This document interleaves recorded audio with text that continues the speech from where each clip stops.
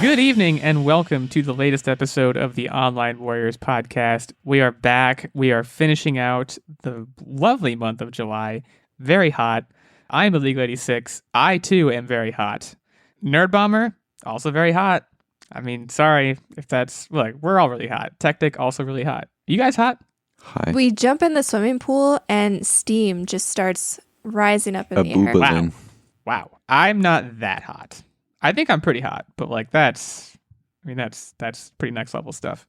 We have 3 hot hosts here in this hot month of summer to talk at you about the latest in nerd-related news. And this week, that's going to be, once again, related to Dead Space, at least in part. So we'll get to that. I'm very excited. Some of you may have seen the announcement, I think that was last week, about Motive Studios taking over Dead Space. We'll get to that. We have to talk about, what's this? How do you pronounce this? Pokemon? Oh, goodness. The worst. Something about Pokemon. We'll get to that as well. And then we're going to talk about Chucky. And I'm looking forward to that. And I don't mean Chucky from Rugrats. Although, now that I say that, I kind of wish I did. But I actually mean Chucky, the scary little redheaded kid. I mean, I could still be talking about the Chucky from Rugrats. Yeah. No, the one with the knife. I don't think Chucky from Rugrats ever held the knife, at least during the show. I would certainly hope not. He mostly just like had the sniffles, wore glasses. What do you think happened to his mom? Chucky's mom? Something bad, because like Chucky, his like plot usage was like just telling Tommy not to do stuff, basically, if I remember correctly. Just like, Tommy, don't do that, because Tommy was the adventurous one, right? And Chucky would say, don't do that, and then Tommy would do it. That's kind of the dynamic they had going. So I'm guessing like Chucky's mom, we're talking like freak accident territory, and he was alive and he remembers it, and they just don't talk about it, because Chucky's dad, by the way, also seems like he's got some grief that he's still processing. So we could get into that. Didn't Chucky's dad marry somebody when like the Rugrats went to Japan or something? Mom. No, not Kimmy's mom. I think you might be right about that. Boy, that just touched a part of my gray matter in my brain that has not been touched in over 20 years. I mean, I can't remember the last time I thought critically about Rugrats, but mostly when I think of Rugrats now, I just think about the episode where Angelica breaks her leg, and then Stu Pickles is making chocolate pudding at 3 a.m. because he's lost control of his life, and it's like a meme now. If you haven't seen that meme, fantastic meme. Also just a fantastic like scene in the show, so go look that up. We're not going to talk about Rugrats. Let's talk about the actual Chucky that we want to talk about, and let's lead with that topic, because now we've been talking about Chucky for a while. I might as well keep going. Chucky is a doll, okay? He's a horror icon. I've actually never seen a single Chucky movie, but the piece of news here is that SYFY in October, it's the SYFY channel, is releasing a Chucky series. It looks very Halloween-themed. It looks like it takes place during Halloween. Pretty standard stuff. Kid goes to a garage sale or a yard sale, whatever the term may be for you, and finds the creepiest looking doll in the world. And by the way, this kid is like, and you should pause it, the podcast, and go watch the trailer right now if you haven't, because I'm basically just walking you through the trailer. But this kid, by the way, is like in high school, or like at best middle school. Yeah, like this is a young adult adaptation. Like, I don't remember, was the original Chucky, was it like a high school kid? I don't know. Remember. I don't remember there being a kid. I thought it was just a doll going around stabbing people. Well, there's got to be I didn't think there was an owner. The doll's got to belong to somebody. But in this rendition, anyways, this kid's like, he buys this doll, which, by the way, is like this very creepy looking redheaded doll. And the kid's like, yeah, hashtag retro. Yeah, retro or vintage. He says there's a big difference. He gets snooty with the like mom who's selling it to him. It's a whole thing. It's a very big doll. Like, I don't, let's not gloss over that. It's big enough. They had to make, when the character of Chucky was being designed, I'm guessing they went through a number of renditions, and they settled on one that like, they made sure the doll was big enough where it could feasibly hold a knife and kill somebody. I'm guessing that's why it's that big, but like, it's like a big doll. It's not low profile. And this kid in this trailer for this show that's coming out takes this thing with him to school, which like, you're asking to be made fun of. Well, I feel like that's a move. The vibe that I got out of this trailer, though, is that he was like, not coerced, but like Chucky kind of took him over somehow. Yeah, brainwashed him. Yeah. Yeah. Chucky's like, presumably Chucky's like whispering sweet nothings of some kind into this kid's ear, and this kid's taking him to school and letting him like dissect a frog while the teacher's not looking, and then the kids make fun of him, and then Chucky, it would seem, just starts like kind of indiscriminately killing people, right? And presumably the kid who owns him is going to be indicted because he's at the scenes of all these crimes. I wanted to talk about, and I know I'm kind of crapping on the trailer right now, but like I want to talk about this and a couple of other things as kind of like the reintroduction into like what I will call like 80s horror, like 80s, 90s horror. So I'm going to tie in actually, and Nerdbomber and Techtic do not know that I'm doing this, by the way. This is totally off the cuff, but this is part of my What Are You Up To also. Have you guys watched any of the Fear Street movies yet? No, not yet. On Netflix? I'm not a scary person. Like, I gotta be honest, like, I maybe would watch Chucky because it looks really cheesy, but anything like even slightly scary is like... She's not a scary person. You scare me sometimes. But, okay, this is a 3-movie series on Netflix, and it's actually based on like R.L. Stine books, but they're not Goosebumps books. They're supposed to be like a cut above Goosebumps in terms of like actual horror not intended for kids. These are very bloody movies, so don't like pause the podcast right now and go watch it with your 8-year-old. That would be terrible. But it's a very cool idea in the sense that I feel like it's trying to recapture this like slasher genre that, I don't know, feels like hasn't gotten a whole lot of play recently. I feel like you're doing 80s really horror cool. movies an injustice by referring to them as slasher genres. The 80s horror films did much, much better than a slasher film. Okay, fair enough. Yeah. And I always You're go right, back to, I've done this several times talking about Pet Sematary, but they just had just twisted, demented horror, which is far, far, far worse than your standard stab, kill, stabbed, kill, stab, kill. Right. Well, that you know what? That's certainly true. Slasher is a genre in and of itself, and it's not, confined explicitly to the 80s. But nonetheless, my point stands that I feel like we haven't seen this genre in a while.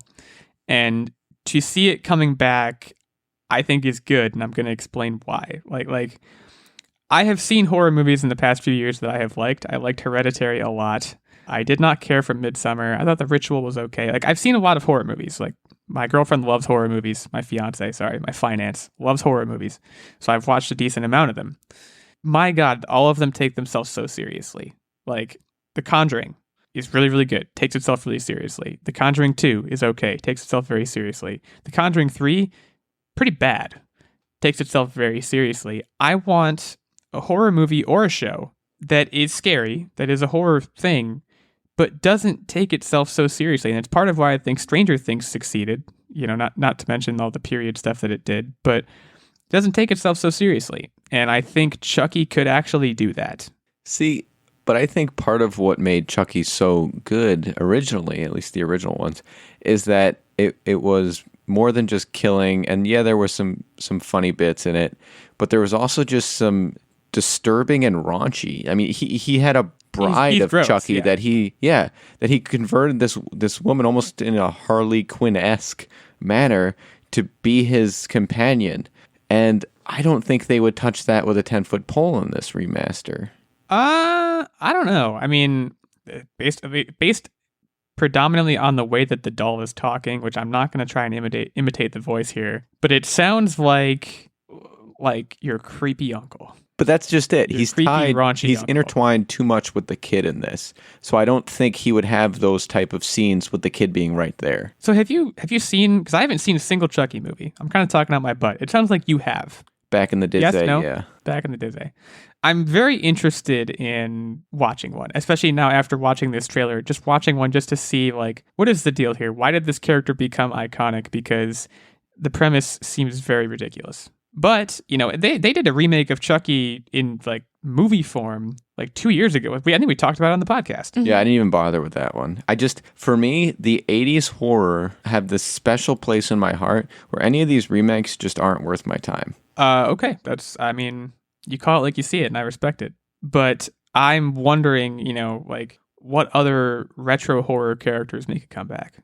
Part of me is like, how in the heck has Nightmare on Elm Street not come back yet? It seems like a no-brainer. I think Freddy can make a fantastic comeback, especially with a lot of the haunting scenes. That seems to be the buzzword today, haunting. With him sort of engulfed in the flames, I think with the advances that we have in lighting and special effects and things like that, you can make a lot of sort of pull you in elements with that I'm surprised they haven't taken advantage of. But even like I think I've only ever seen bits and pieces of Scream, but like, and I think that one actually might be coming back.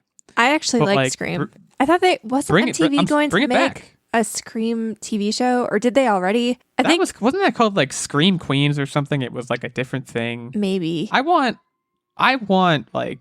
to recapture that, like, I Know What You Did Last Summer, Scream, and that's maybe not even the same genre as like the slasher genre that I'm talking about. But like, I want that sort of thing to come back where these horror movies don't take themselves so seriously. And Fear Street, by the way, I think does that very well, where it's still scary, but it's like the second one, without spoiling anything, I watched that this past weekend, and like, it's about a bunch of kids at a summer camp, and for reasons relating to the plot overarching the three movies that I won't get into, like, this one kid kind of goes nuts and picks up an axe and just starts like killing people at a summer camp. And it's absurd, but it is fun to watch. It's a great summer movie. Why does that not happen anymore? The horror genre, and we all know that I'm not the biggest fan, but like, it comes in waves. There's different like takes on the horror genre, and right now we're in that very serious social commentary horror movie zone. Yeah, I think, which is okay. That's okay too, but it's not as fun. I mean, it was getting weird sort of late in the 90s. I mean, we were getting movies like Python getting a spin-off of basically the Jaws genre. Right. There's a big ass snake, guys, and then it's just eating someone, which I'll never forget that movie. That's where I saw my first boobies. But either way, isn't that Anaconda? Is Anaconda a different movie? You're right. It was Anaconda. Good call. Good call. Must have been your first time too. No, I couldn't tell you what my first time was, but I don't think I've ever seen Anaconda. Anaconda, not Anaconda. But like, it was getting all over the place, and they were getting too wacky. It almost got to a point where they were funny. Yeah, they kind of had to dial it back in. I mean, honestly, one of the horror movies that I remember actually like watching and liking a lot was the remake of House of Wax with Chad Michael Murray, and I just remember Paris Hilton being in it and dying in the most like amazing way. And like, to that point, like, they started then getting almost too big stars. You know what I mean? Like, they were like the hunks from the CW and everything like that. And then they weren't really scary. It was just like, oh, hey, there's some eye candy. And so I think it did need to reset. And I think we could start seeing those types of movies come back. But right now, just like where we're at in the world, I don't know if people are ready to take that kind of movie lightly anymore. We don't even get like regular comedies, honestly. Most comedies lately have a hint of darkness to them. Like, they're dry, dark humor. Dramedies and all that. But like, and like, one movie I can think of that, I haven't seen, but has done Happy Death Day, I believe, was like one of those, it's a goofy slasher Groundhog Day thing that doesn't take itself too seriously. I think that's great. And again, and like you said, this is not to say like the social commentary horror, like I said, Hereditary is really good. Obviously, Get Out and Us, both very good. And those are great in their own right. I guess what I'm trying to say is, why can't we have our cake and eat it too? Why can't we have, like, when they remade Halloween, it was really dumb, but like, I enjoyed it because it's that kind of thing. It's like, and to me, that's the scariest thing too, right? It's like, not some paranormal entity, but like serial killer. Someone goes bananas and has a knife. Well, in my opinion, like, that's real, man. Like, that can happen. Like, the best scary film of the current generation is The Purge, the original Purge. Yeah, that's truly horrifying, and it's everyday normal people and what happens without rules, and that's a very real thing that can happen in society. Now I have since, I think, maybe jumped the shark on that one. Like, I don't. The last one I saw, I think the last one I saw was with you guys. There's a reason I said the original Purge. The one that we saw together was not great. Then there was The Last Purge, I think. We actually saw that and it wasn't terrible. Which we were by the way, the only people in the movie theater.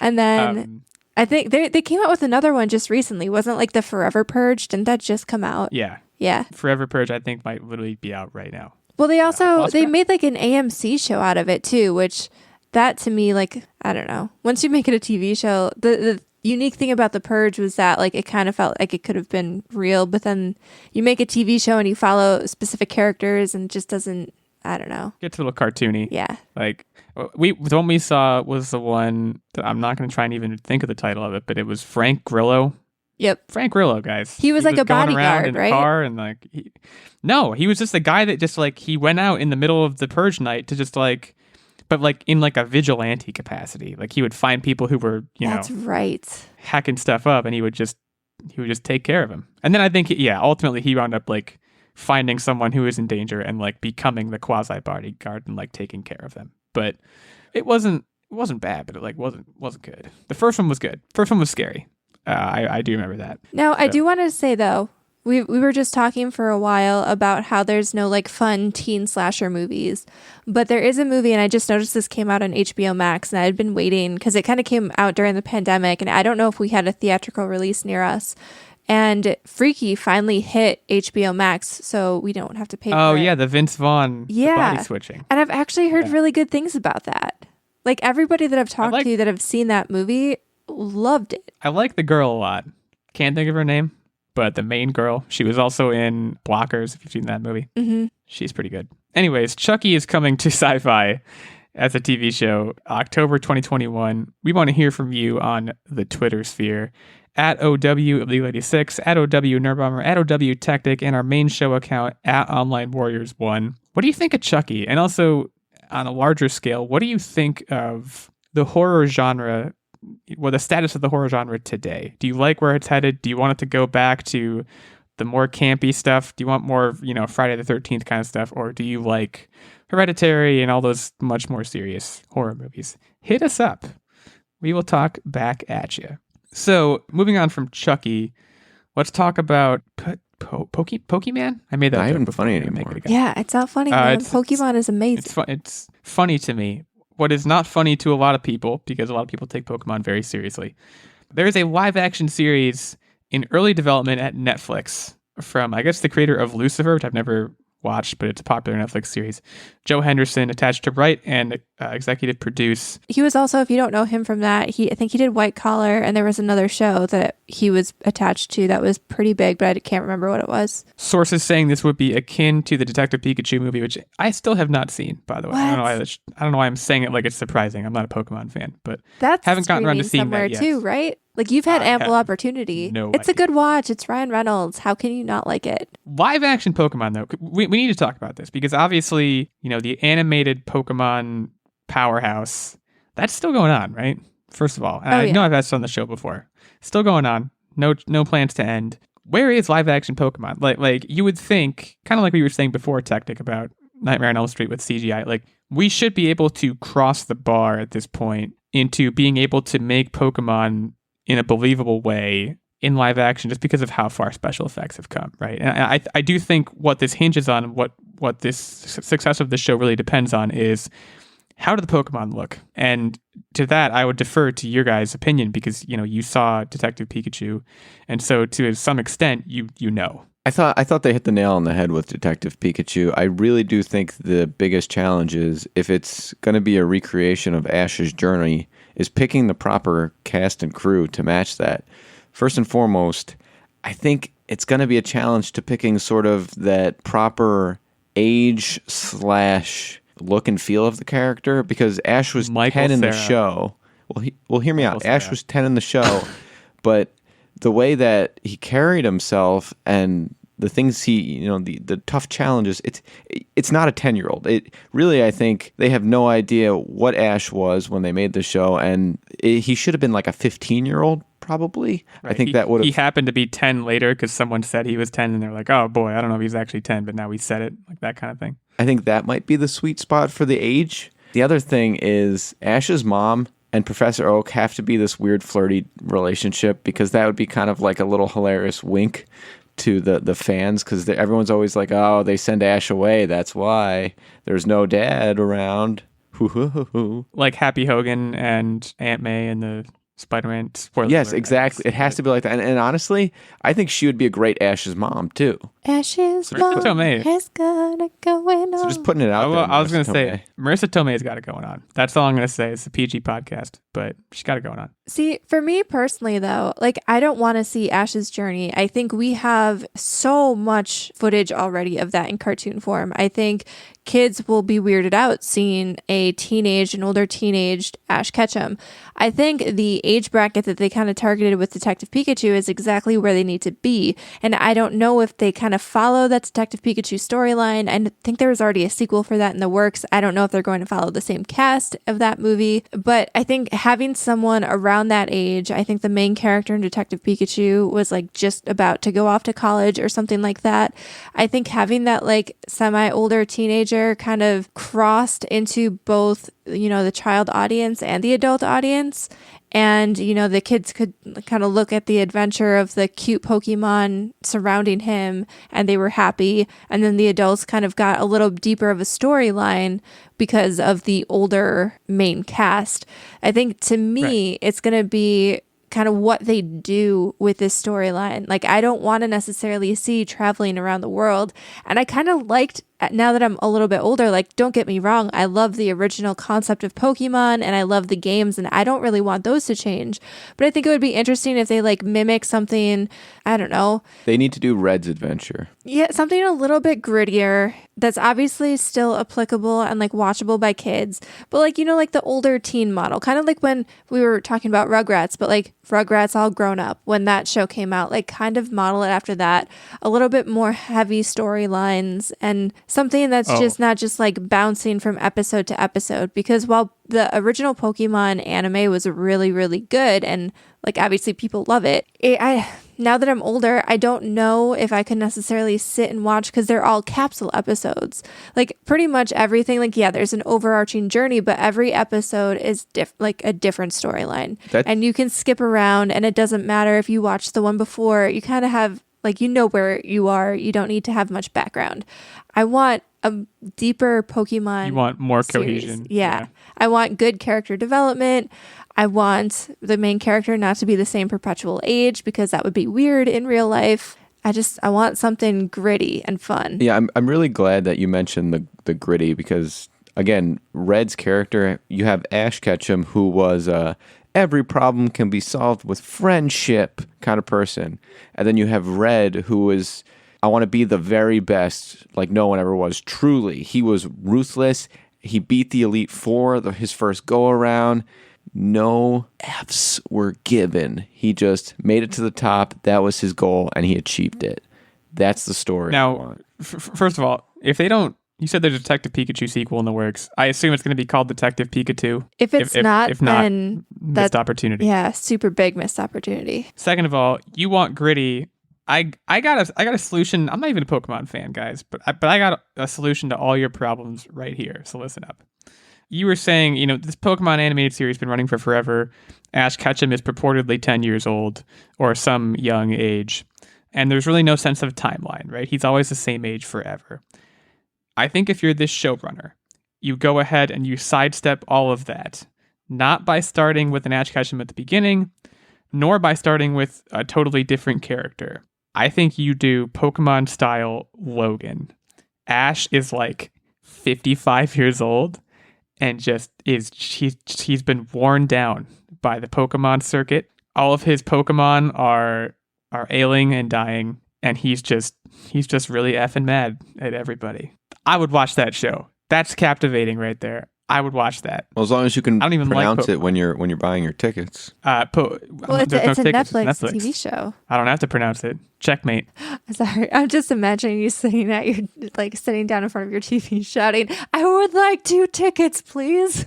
To Pokemon. That might be the future, honestly.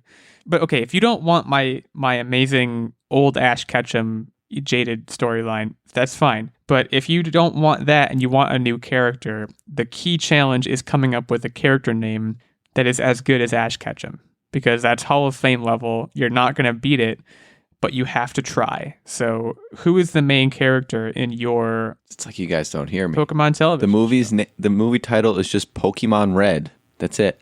No, it's not a movie, you need it's a series, though. That's and also that's a cop out. meant. I want a new character name. New character. Give it to me. Come on. I know you've already thought of it. Jim Battles, spelled Jim. Yeah, no notes. That's pretty good. That's like actually disappointingly good. All right, what about this one? It's called Pokemon Sky, and the main character is actually a girl named Sky who is also a badass. What's her last name? Badass? Mustard. Sky Mustard. What? Sky Mustard. I want Jim Battles, and I want him to be played by John Krasinski from The Office. So it's just the Jim we know and love, just doing Pokemon stuff. I think we have something here. I think we have a couple of really good ideas for this Henderson guy to work with. No real date that I can see on this. Yeah, I don't think there were a lot of when details it's coming out. left. Actually, I wasn't really putting together the producer, but looking at his track record of what he's worked on, they are like kind of grittier adult series. Logan. He's going to do the Logan thing. I'm telling you, that's his idea. I didn't need to give it to him. I might have just stolen it from him and released it to the world. Joe Henderson is his name. So yeah, no release date yet. Netflix and Henderson, neither of them responded to requests for comment from Variety, so I doubt they would respond to requests for comment from us. But I guess you never know. We'll give it a shot, okay? But in the meantime, there's not much to know here in terms of release date or cast or anything like that. So we'll have to get back to you on that. But exciting times for fans of Pokemon everywhere. I'm just going to see how many people I can get to unfollow our podcast by pronouncing Pokemon wrong. Please don't. For an entire episode. So far, I think it's going great. We are approaching the halfway point of the episode here. We're going to take a short break before we come back with our third topic. But before we do, I would be remiss if I did not shout out our fantastic Patreon producers, Mr. Ben Checkness and Mr. Stephen Keller.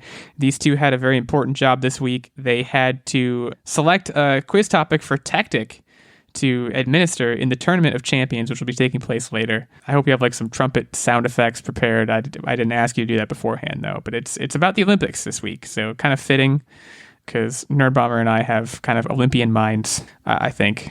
I guess we'll see later. But as Patreon producers, Ben and Steven also get this producer shout out in every episode. They get input into the weekly game segment, as I just mentioned.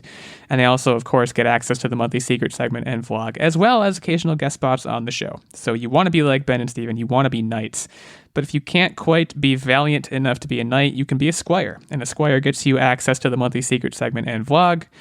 And there's, of course, the lowly page, which gets you access to the monthly secret segment. So more of the details on all of those tiers of support can be found over on patreon.com/onlinewarriorspodcast. Thanks again to Stephen and Ben, and thanks to everyone who supports us on Patreon, helps us keep the lights on and the microphones running here.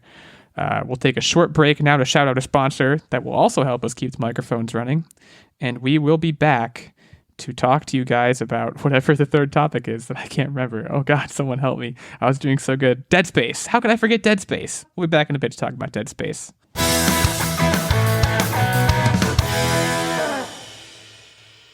Sun's out and shades are in. Get your home summer ready with custom window treatments from Blinds.com. Get a high-end look without the high-end price with the most popular outdoor shades and transform your backyard into the perfect weekend oasis with light-filtering shades that help block UV rays without obstructing your view. Plus, right now, Blinds.com is offering up to 35% off everything, making it a breeze to upgrade any room in your home, indoors or out. With over 25 million blinds sold and 35,000 five-star reviews, there's a reason why Blinds.com is the #1 online retailer of custom window treatments in the world.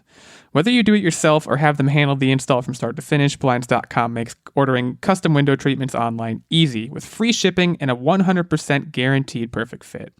Sunshine and barbecues are in the forecast. Upgrade your backyard and window treatments with Blinds.com today and enjoy your new view all summer long. Go to the link in our show notes to shop up to 35% off site-wide. That's the link in our show notes for up to 35% off site-wide. Rules and restrictions apply. Thanks again to Blinds.com for sponsoring this episode. And now, back to the episode.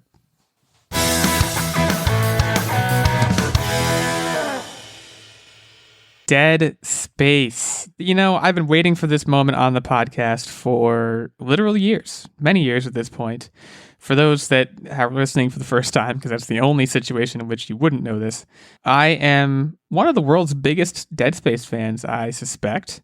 And Motive Studio, who some of you may know as being responsible for Star Wars Squadrons, among other games, I guess they're part of EA, is working on what we now know to be a remake of Dead Space. And as they say in their announcement tweet, deliver your worst nightmare. So, Nerdbomber, your worst nightmare awaits. I know. I'm sure you're super excited about this. I mean, it looked cool. I don't know if it's going to be for me. rebuilt from the ground up. So new, they're not just reskinning stuff. They're not upgrading textures. No, this is from the ground up. So we're going to get probably whole new character models with, I assume, a similar story, but the rig link is still there. You're going to see your health bar on the character's back, which I think is critical. You're going to maintain third-person perspective, I suspect. You're going to hear that characteristically creepy breathing noise from inside the rig. Oh, it all looks amazing. We got like a 1-minute video kind of teasing this, and I, without getting explicit, my body was and remains ready. So what I'm most excited Go. for is Sony, as well as now Xbox, is kind of upgrading their controller to have is the haptic feedback. I think in this upgrade, there's a lot of potential to integrate some of the gaming experience that's involved with this into the controller. And in your opinion, Mr. Dead Space expert, where can they leverage that technology the best to really elevate the experience? Kinesis. So Isaac Clarke, the protagonist from Dead Space, his suit has an ability known as Kinesis that allows you to pick up large objects and kind of just whoosh them around, throw them at people. It's a very tactile process. That and stasis both are kind of these things that that allow you to use the environment rather than your own weapons to kill necromorphs. And I think that would be a great kind of platform for the haptics and the controllers to have their day. The weapons themselves, I'm sure, of course, you could do a lot with the haptics there as well. What I want to get to, I'm glad you brought up kind of the improved hardware and how this game can take advantage of that. I think the big thing here, and something that in particular the PS5 was touting a lot in a lot of their promo material back before the console came out, 3D audio. Is going to be the most critical part of this. I mean, even playing Dead Space and Dead Space 2 and Dead Space 3 on like a janky Xbox 360, which I'm calling it a janky Xbox 360 now. That was like, at one point state of the art, but you get my point. No headphones, just in a dark room with probably really crappy speakers in like a college dorm room. I don't know when I first played it. I was terrified, but so much of Dead Space and so much of your typical horror game, honestly, is walking down a dark hallway and, you hear something behind you and you turn around. Well, 3D audio is going to obviously enhance that experience. So there's just a huge amount to look forward to here. I'm really curious to see. One thing I'm maybe unreasonably excited about. We might already know this by now, but something that people might not know about the original Dead Space is that Isaac Clarke never speaks in Dead Space. The protagonist of the game actually never says a word. As interesting as that may be, I'm wondering if they're going to keep that around. And if they don't, I'm wondering if they're going to have any notable voice talent here. I hope it's something super disappointing, like I'm going to say that I am Italian, okay? So I just want to preface this, but I hope it's something like a really thick Italian accent. Like all of a sudden he gets shot in the chest and he's like, "Hey, whoa, hey." Oh my God. Or just the Mario voice. I'm so over the moon excited. Just this 1-minute video. You're back on the USG Ishimura. You're out in space. Everything's dark. It looks like Isaac is working on a workbench, putting some new gears into his rig, upgrading his abilities. For sure they're going to bring back the plasma cutter. It's the first weapon you get. It's kind of your tried and true pistol-like weapon for the entire game. I'm sure that's coming back. But they may introduce some new weapons. This is a from-the-ground-up rebuild, and they call it a remake. But what I'm wondering and what I'm hoping, I think they might throw in some new stuff for us in terms of maybe a couple of new weapons. Certainly, a lot of the environments are going to be brand new. It sounds like the ship certainly isn't going to have the same layout. There's not even a guarantee the story is going to have the same structure. It sounds like one thing they're really focusing on a lot, which also excites me, is making use of the solid state drive. There's no downtime ever. That was something that impressed me when I read about it. Huge. Was like the fact that you could, in theory, play this game from start to finish and never hit a menu or a loading screen or anything like that. I mean, you might have to pause it to go pee or clean up after yourself after you scare the kajibis out of yourself. But like that's really intriguing. Right. How long? Obviously, I've never played it fully. Oh, gosh. How long was the original Dead Space? Was it like a lengthy experience, or was it like a more self-contained, like under 10-hour run through?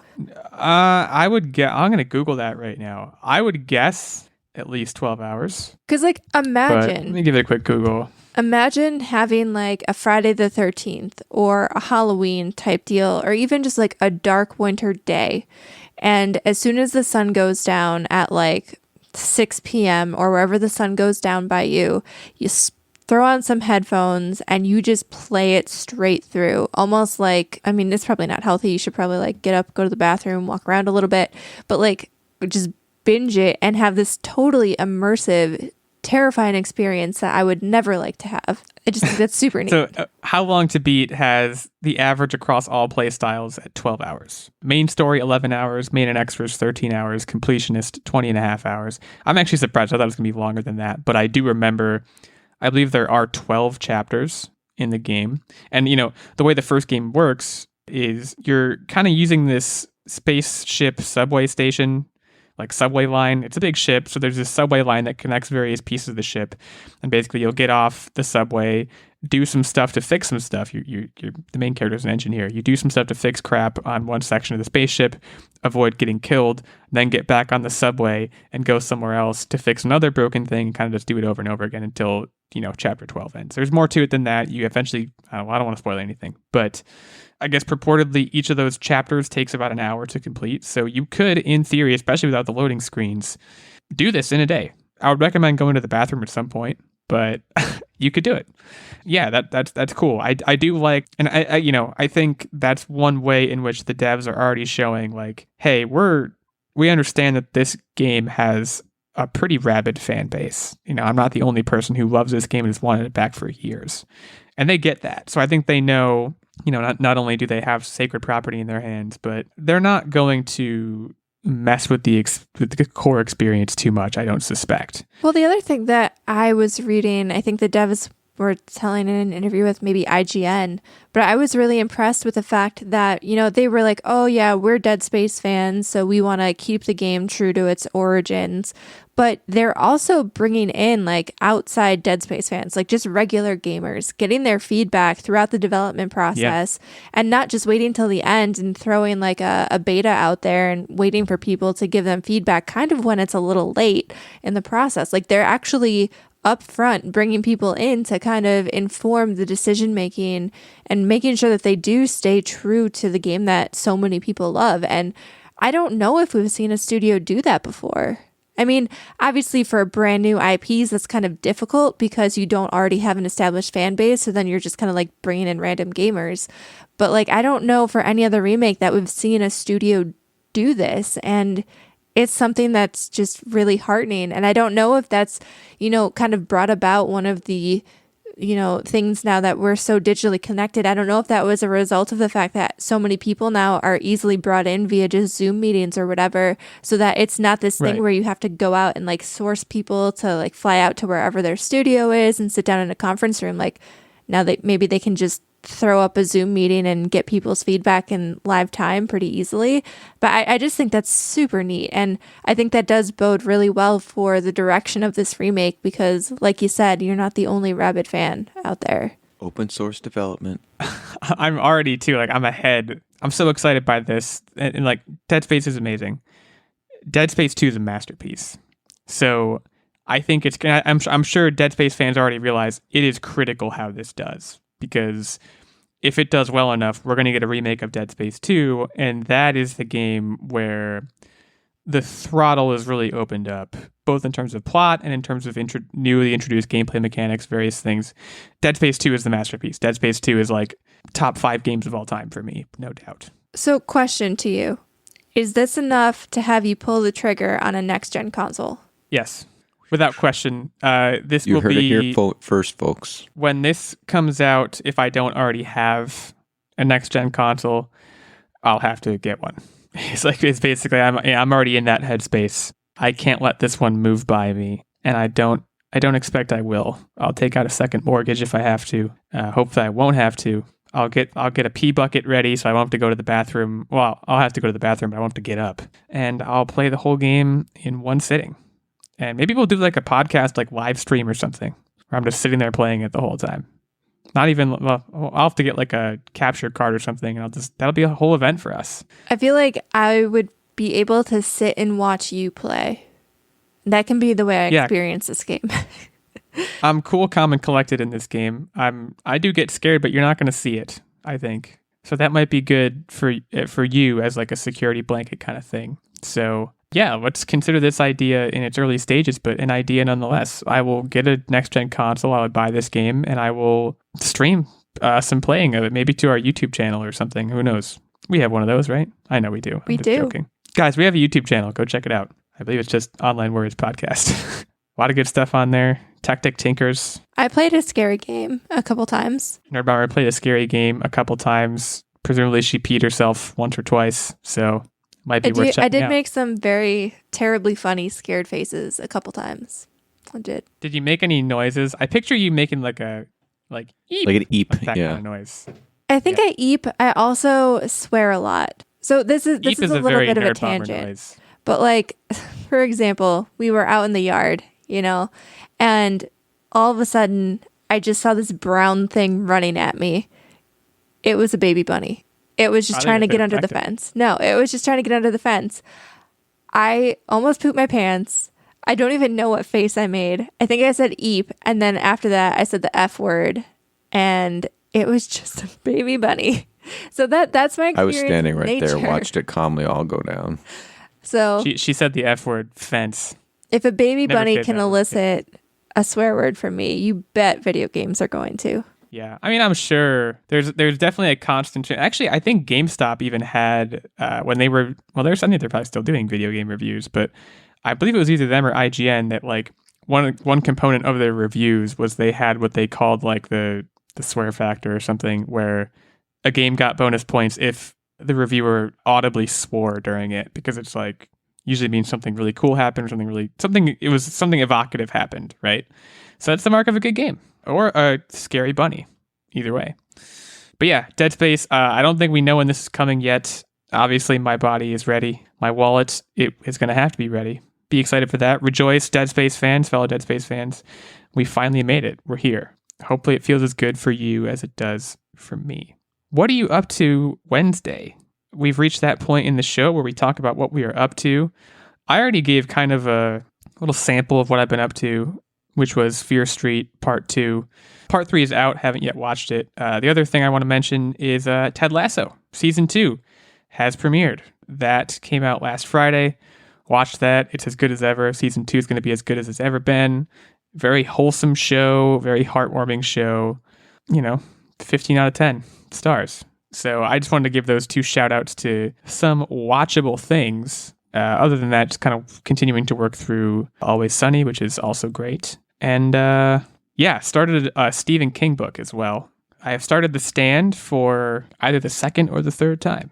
This is supposed to be Stephen King's kind of like, he'd probably call it his magnum opus. I think most people consider it to be his best book. Not coincidentally, I think it's also like his longest book. It's like over 1,000 pages. So it's a little bit daunting, but I'm going to take it one page at a time and I'll get back to you. It's about a super flu. Yeah, I didn't know that. So I thought about reading it at one point last year, and I figured better wait until things get a little better in terms of like the actual pandemic. So I'll keep you updated on that. But that's the update. That's the skinny on my end. Techtic, how are you? How's it going over there? It's going pretty good. So my only update is that I started watching a fairly older show called My Name is Earl. Yeah. It's short, and it's about a guy that was kind of a garbage human being, realized what karma is, and said, hey, maybe if I'm a good person, good things will happen to me. So he works through a list to try to... What was his name? Earl. He works through a list right. to try to change his luck and be a better person in society. And it's, like I said, it's a short, cheap laughs kind of show and passes the time, and it's a good watch. So I'd recommend it. That's all I got. Well, there you go. Jason Lee, if I remember correctly. This was a show that I mostly know about it because I believe it was on right after The Office. It was on right after that I would watch. So I would see it come on and be like, oh, okay, party's over. And I wouldn't really watch it. It also has the brother. I can't think of the brother's name, but I love that actor. Can't think of the actor's name either. I'll have to get back to you. Now. He's ripped now. He used to be he was on Boy Meets World initially. He played Frankie on Boy Meets World. If you're a Boy Meets World fan, big fan of that actor. Very cool. My name is Earl. Well, my name's Illeagle, but I'm just saying the name of the show again. Cool. Nerdbomber. What's the dealio? So it felt like this week kind of flew by really quickly for me. The main thing that I've been working on, and this is a weird change of pace here, I've been kind of tinkering, weirdly. So That's very weird. Tech check. right, it's super weird. So I'm not doing I'm not okay. I'm not doing any like mechanism builds or anything like that. I'm not coding. Mine is a little bit more of an art project, but I did happen to use Techtic's 3D printer for it. He let me use some of his giant spool to 3D print, and this is very fitting for today's conversation, a Bulbasaur planter. And I found the 3D file on Thingiverse, and I'm actually documenting this process. I'll probably throw it up on YouTube at some point. But basically, going through the process of printing it and then figuring out the best way to paint it, which is honestly harder than you would think because a 3D printed like part, it prints in layers. So you see all the layer lines. And right now I'm in the process of getting that to smooth out. And the way that the 3D printer prints, if you watched any of Techtic's YouTube video where he put the printer together, there's almost like a honeycomb hex inside. So you have a very thin wall thickness, and if you sand it too much, you can easily break through. So I'll give you a little spoiler to the video I'll put together, but the best way that I've found to fill it out, and we've managed to get it like really, really smooth, almost like smooth as like plastic or glass, is filler primer, like Rust-Oleum car filler primer. You put a few layers on that, it fills in all of the layer lines, you sand it down, and it is smooth like butter. So my next step then is kind of painting it. It's more of a craft project for me, honestly. I like color matched all of the paints, and I'm looking forward to having a really cute Bulbasaur planter. And then, you put a little plant where the bulb would be. So I'm going to get like a succulent or something to stick in that guy. And then he can be right next to my Baby Yoda Chia Pet. Just have a nice little plant collection, guys. Get some nice oxygen in here. Who got you that Baby Yoda Chia Pet? My good friend Illeagle. That's right. Christmas gift, guys. Or birthday gift. I don't know. One of the two. But a darn good gift. Is the Chia still Chia-ing? I've had problems with Chia Pets in the past. I can't handle it. So far, it's Chia-ing just fine. Okay. I haven't killed it yet, so I don't know. I think it's doing its thing pretty well. I don't know how long they're supposed to last, but... Back in college, I had a Chia Abraham Lincoln. Like, it was just his head, and you could grow a Chia Pet on it. Kind of influenced by Rhett and Link on YouTube. They used to have a show called Good Morning Chia Lincoln that ultimately became Mythical Morning. And they would check in on this Chia Lincoln that they had every day. And it was just this little stupid Chia Pet. And I had it in college. And I don't think I did a very good job. Like, I think I was able to grow some like hair on his head, but like I couldn't keep it around. I couldn't handle the whole Chia Pet thing. But good luck on the planter. Well, it's like you're supposed to like refresh them habitually. Like they do die out. So like you put new ones and they keep going. I don't know how long the actual like planter is good for, but I'm assuming infinitely as long as you keep doing the Chia. Yeah, thing. I mean it's just like a ceramic planter with like a certain kind of seeds on them that like don't need anything really but water. Is I guess how it works. I don't really know, but I'm pretty sure I no longer have the Chia Lincoln, which is a real disappointment. But good luck with both Chia Yoda and the Bulbasaur planter. Keep us updated. Keep YouTube updated. And now it's the moment that maybe a lot of you have been waiting for. Techtic is going to host a quiz. And this is a big deal. Not that past weeks have not been a big deal, but this is a big deal. I mean, we have scores here. I'm 10-2, Nerdbomber 8-4, Techtic 5-8, Ben at 1-0. So Ben's still undefeated. These are the heavy hitters going into a quiz about Techtic, I believe the Olympics. Yes, that's correct. Okay, that's a point for me. No, that's incorrect. All right, so I'm going to get right into it with the first question. How many Olympic Games have there been? And this is winter plus summer. Okay. Am I going first or is Nerdbomber going first? And I'm just referring to modern day Olympic Games. Okay, who goes first? Yeah, whoever. That's helpful. Okay, you can go first. I'll give you the first. Well, I think technically it's an advantage for you if I go first, but that's fine. Why don't we go... The modern day is what's striking, is throwing me a little bit. I'm just saying, like, exclude ancient Greece. Yeah, no, I get it. I'm just... Well, every 4 years times 2 is 8. No, that's terrible math. 2 every 4 years. Oh boy. No, I can do this. Don't laugh. 108.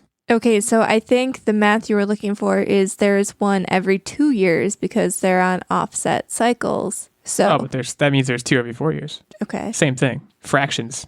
But every 2 years, and I feel like it went back into like the 1800s. This is gonna be bad because it's gonna put me exactly where you are. What did you say again? So far, I said 108, and so far your analysis is pretty similar to mine. So just keep going. I'll give you a little bit of leeway. I'll say 150. So you both busted. Are you It serious? was Oh man, 28 summer games and 23 winter games. That's with it? Total. what? Why does of it feel like this 51 has been games. going on for like Oh, ever? did this start like after the World Wars? Is that what happened? Is it like a It was- togetherness thing? It was like late 1800s, early 1900s. Oh, but then they probably canceled it during the World Wars a lot, and that didn't factor into either of our calculations. All right, well, so far so good. We both busted. I mean, one of us is gonna have to win this thing, just a matter of who. How many Olympic sports are there? And just for reference, like let's say men's soccer and women's soccer, that's considered one sport. And so, and Okay. one sport has like multiple disciplines under it. So like for example, you have like swimming and you have all of the different types of swimming. That's swimming. That's just swimming. Yes. Okay. That just counts as one? Oh, geez. Okay. I'm glad I'm not going first on this one. Take it away, Nerdbomber. I'm trying to think. So I'm just thinking like the current, what is this? The summer games? Yeah. Is baseball still a thing? Oh man, I'm just gonna take. I have no idea. Yeah, I know skateboarding I'm gonna is in take it now. I'm just gonna take a flying fart at it, so don't hurt yourself.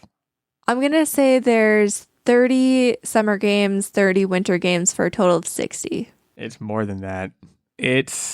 I'll give you some leeway. We're looking at 80. Techtic's over here laughing. I feel like this isn't good You news. both busted. God dang it. So there's a total of 33 sports and 46 disciplines. What's the difference between a sport and a discipline? Within those 33 sport, there is an array of disciplines. Oh my what I was goodness. saying. Oh, so it's only 33 is the answer? Correct. Boy, that question was very confusing for me. Yeah, that was Uh, not the best. All right, let's Yeah, go for with bigger both numbers of us, it then. seems like. Yeah, What is we the need those. most tickets sold for an Olympic game? Well, like for a specific one? event or let me like the rephrase. entire for, thing? Yeah, for the entire thing. For like a year. The entire thing. Oh yeah, okay. Easy. Well, maybe not easy. 2.7 million. I feel like that's too much because I don't think they actually have that much observation room for these. I'm going to say 1.25 million. So Illeagle takes this one. It's 8.3 million tickets were sold That's right. for the 1996 games held in Atlanta, Georgia, USA. That's what I'm talking about. I'm on the board. Ooh. Okay, so it's 1-0. We are 3 questions in. How many questions are there, Techtic? I have 2 left. Okay, so I have a shot at this. There's no time, yeah, tiebreaker there's time. needed either, unless we both bust we'll on see. one. Yeah, we'll see. So the Olympics were adopted in the late 1800s, early 1900s, but originated in Greece. When was the first recorded ever Olympics? Oh, you're kidding. We're getting into like AD and Oh, yeah. BC crap. Oh, I don't even know how this yeah. works with the Price is Right style. This always like Yeah, It's but let's clarify mind-boggling. that. How does busting work? Is it just if the number is higher, or is it if we're early, if we're later like, than it is? A billion BC is not busting, but a billion Okay. AD is busting. Okay, I got It's you. it's in time order. So obviously, if I don't want to bust, I should say a billion BC. Just say no. the Big Bang. I don't even remember. The Olympics were Greece, right? Not Rome. Did you say Greece, Just said Techtic? that. Yeah, he said Greece. I'll help you. He said Greece. Thank you.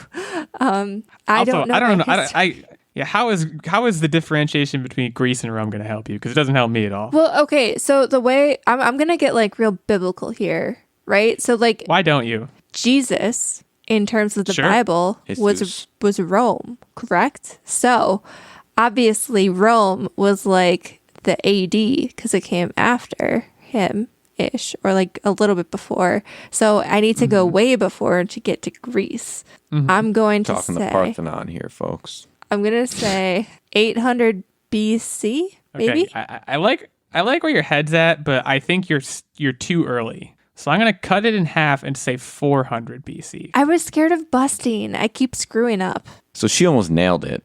Are you serious? It was really? 776 BC. What the heck? The first written records of ancient Olympic Games date to 776 BC when a cook named Corybus won the only event, a 192-meter foot race called a stade. I was really hoping you were going to say that the event was like some kind of cooking event. And I was going to be like, that is an Olympic that I would watch. Not that I don't watch the Olympics now, but like, man, a good cook-off. Oof. Okay, so hopefully we're tied up. You guys don't bust. We get a clear winner at this. So it is very rare to appear in the Olympics. It's even more rare to have multiple recurring appearances in the Olympics. That said, what is the most Olympic events someone has repeated appearances in? Okay. Can we are we texting? Let's text in for this. And by Olympic events, I don't mean like they're in multiple events in one year. I mean like how many Olympics do they show up in? Wait, so you want to know the number of Olympics or the number of people who have them? So like if they show up in 1991. That's not what I'm asking. The number that you're asking for, is it the number of Olympics they show up in or the number of people who show up in multiple Olympics? The number of Olympics a single person has showed up in. Who is the most currently? Okay, that's helpful. I'm going big. Kind of a spoiler, but Techtic, you have my answer. Mine is also in. So we have a clear winner. Canadian equestrian athlete Ian Miller has competed at 10 Olympic Games, which means Illeagle takes it with a vote of 6. Yes. Oh, Nerdbomber with a vote of 3. That's what I'm talking about, baby. I forgot that you can still ride horses and be kind of old. Stupid horses. All right. Well, that moves me to 11-2. Nerdbomber to 8-5. All is right with the world. Techtic at 5-8. Techtic, great job hosting. I think you won hosting this week. So next week I will be hosting another showdown between Nerdbomber and Techtic, who, by the way, are getting pretty close in record. This is heating up, guys. So you're not going to want to miss it. We'll, of course, be back next week to talk about all things nerd and pop culture related. We hope you'll join us.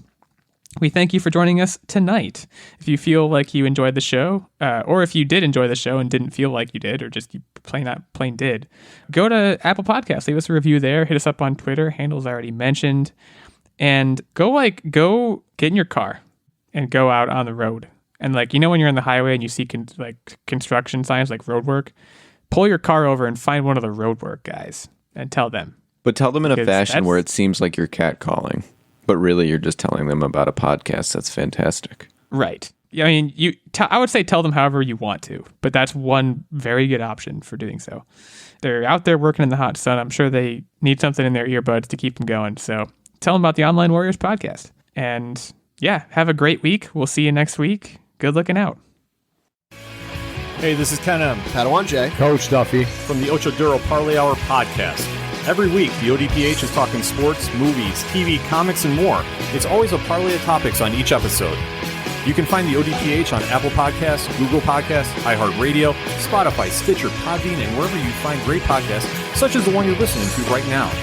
Don't forget to check out OchoDuroParlayHour.com, where you can find the links to all of the ODPH social media accounts, links to the bands whose music you hear each week on the show, hashtag 607 podcast info, and parlay points, our companion blog section of the show. Thanks for listening to the ODPH. Now get back to your regularly scheduled podcast.